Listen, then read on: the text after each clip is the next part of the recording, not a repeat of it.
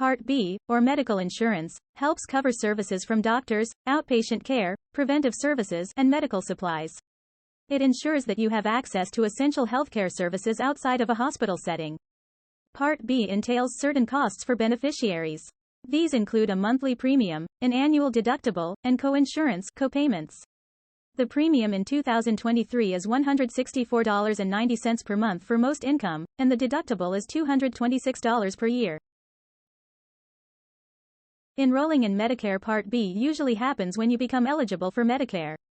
If you're already receiving Social Security benefits, you'll typically be enrolled automatically. However, if you're not receiving Social Security benefits, you'll need to sign up during the initial enrollment period (IEP). It's important to note that if you miss this enrollment window, you may face late enrollment penalties. Now that you have learned about Medicare Part B, let's delve deeper into the specific aspect you're interested in.